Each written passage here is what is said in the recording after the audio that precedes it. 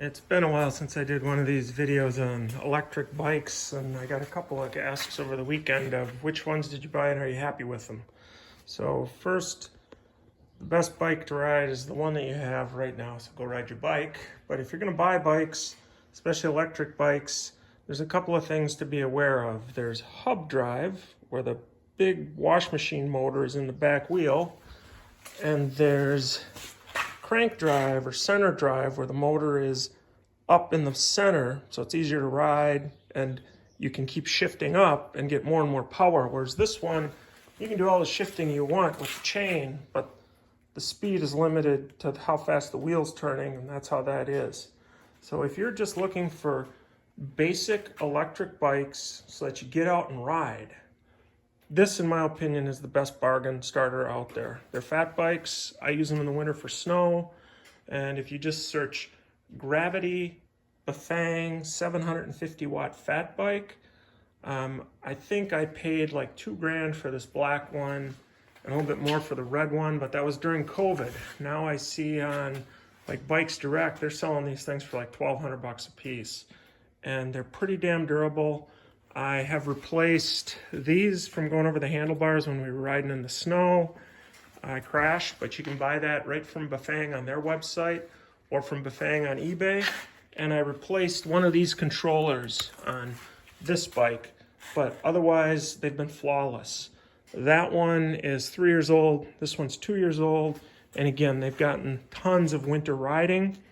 I've put on longer cranks because I didn't like how short the cranks were, and I put on Chester race face pedals because otherwise you're going to break the pedals out.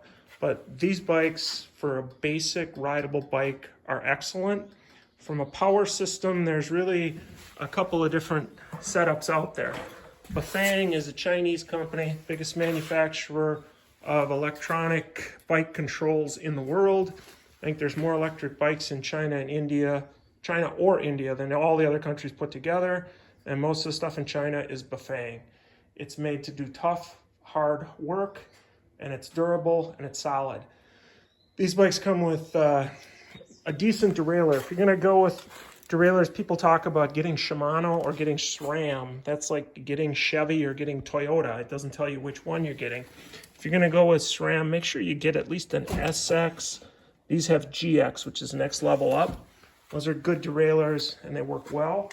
If you're gonna go with Shimano, make sure you at least have a Dior derailleur. If it's got like a Serra or these other Walmart bike derailleurs, you're gonna have all kinds of unhappiness. So make sure you get a decent derailleur. And again, if you're gonna ride them in the snow or ride them on the beach, these are heavy, but they're fun and anybody can ride them. And on these Gravities, this black is a smaller frame, lower tube height, but the geometry, the wheelbase, fork angle, identical on both of these bikes. So if you're looking for, like a dual sport, like a Suzuki DRZ 400, this is it. Buy these. If you are not going to go off in the woods or off in the snow and you want bikes that you're going to go, and again, if you're going to get something to leave at the cottage or the condo, get those. If you're going to get bikes because you want to ride to work and you don't want any trouble, these are the bikes to get. These happen to be felts, and you can get any brand. I don't care if it's Scott, Felt, Giant. Just don't, in my opinion, don't go buying a Trek or a Specialized because you're paying for the brand name. It's like buying an Escalade instead of a Suburban. Everything's identical except for the price and the logo on the front. Don't do it. So anyway, these two, it is a little bit different. The smaller frame does have a slightly shorter wheelbase. Again, those were in the middle of COVID up to 2,500. Now they're down to like 1,200. These we bought pre-COVID for, I think, like $2,000 each, like 2018, 2019. They've been flawless, bulletproof. Shimano makes a good drive system, and they've got a Shimano drive system. Let me go show you this. Here's the control on these. You hit the power comes on, and then you can see that there's 5 assist levels. You push this and you can see the assist level goes 2, 3, 4, 5. So you pick how much assist you want, and you can go and you can see the battery indicator too, and you can change the information that you're providing what you're doing and where you're going. This one has 493 miles since the last one of these broke off and we had to replace it. So that's the controllers on this. There's a headlight button. If you had a headlight, you could click it in there, but I don't have one. And on these, you can remove the batteries real easily and take them up to a hotel room. I like that. On these newer bikes where they integrate the battery, it's a little bit more of a project to get it out. So anyway, back to these. I don't care what brand you buy. Get hydraulic disc brakes, and again, get a decent derailleur. These have Dior XT, and because these are center drive, the torque is on the chain pulling against that derailleur. So you want to make sure you got a decent derailleur setup, that Dior or a SX if it's SRAM. And again, these, the frame size does shorten the bike a little bit, and we did do a little bit of a modification because we do ride these. I bought aftermarket handlebar risers on both of them, and on these, because Shimano only has a 3-speed setup. Oh, it's not coming on because the battery's plugged in. See, it's got this battery indicator. Battery's full. I can unplug that. Now I can see 100% battery. Here's an indicator of what you pick and what you want to see. It's got 1,000 miles on this bike. And it's mostly on gravel trails. And here you can see it's got called off, eco, trail, and boost. And that's great. So when you're going up a steep hill, you put it to boost, and you put it on trail when you're just going on a gravel trail or a dirt trail, and eco if you're on pavement, and you can actually turn it off. With the way we ride these on gravel and paved trails, we can get about 40 to 50 miles out of a battery run on these, which doesn't sound like a huge amount, but if you're using it for commuting, going to work and back, you can go back and forth to work several times a week before it's got to be put on the charger. And these also, the batteries can pop off if you want to take them in a hotel room and leave the bikes in the car. And if you're going to buy bikes because you want a commuter bike, you want to go to work, you want to get around town, you can put a rack on the back, this is what I would get. And again, I would get I don't care what brand, Giant, Scott, Felt, whatever. Just if you want to pay extra for a Trek or a Specialized, the price is going to double, and I wouldn't do that. But that's just my opinion. And then this is, so those are like a Honda Nighthawk of bicycles. And then this is like a YZ250 bike. It's got full suspension, it's got a RockShox suspension, and it's got the bigger solid forks with air forks, and it's got the dropper post. And this has a Yamaha sensitive drive. And what this is you turn it on, and you can see it now is sensitive driving. You can adjust it and go to manual and decide which manual position you want it in, like those other bikes. But if you leave it on that sensitive drive, it's pretty crazy because what it basically does, and if you want to have a display on this one, there's a phone app. I could show you the phone app that goes along with. If you got your phone in your pocket, it'll run off that, and there it shut off. This bike has been crazy fun, crazy fast. Again, I had to put aftermarket pedals on it. But it's a 29-inch 29er, so the wheel outside diameter is the same as those. And it really hauls in the woods. And with that sensing Yamaha drive system, if you're going up a real steep hill, you can hear the motor groaning, and it'll give you all full power.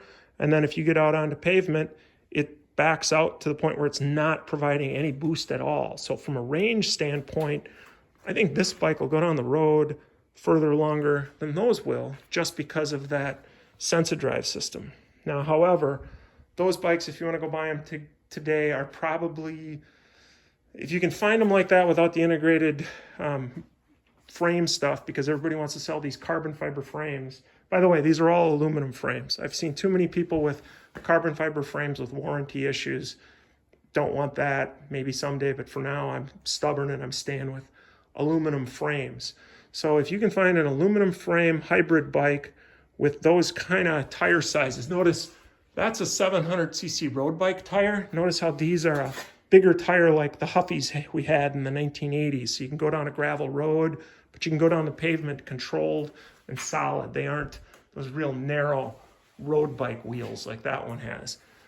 Those bikes are probably going to run about $2,500. if you can find them like that. And again, I wouldn't go for the carbon fiber frame. I'd go for an aluminum frame with that Shimano mid-drive, or a Bosch mid-drive, or even a Bafang has a newer mid-drive system that apparently works pretty well. Because remember, the Bafang stuff is bulletproof. It's just not as sophisticated. So I would look at bikes like that. And if you want something like this, in the middle of COVID, this was an $8,000 bike, which was just insanity. Now they're down around $4,000. I just saw online because I was trying to find one for a friend. And that's what I know about e-bikes. If you got questions, put them in the comments. I apologize, I haven't done this for about 2 years. But again, rear drive, hub drive, durable, bulletproof, doesn't cause problems with the derailleurs because it's in the wheel, but not super versatile. Great trail bikes, great beach bikes, great snow bikes, poundable. Get those and leave them at the cottage and don't worry who's riding them.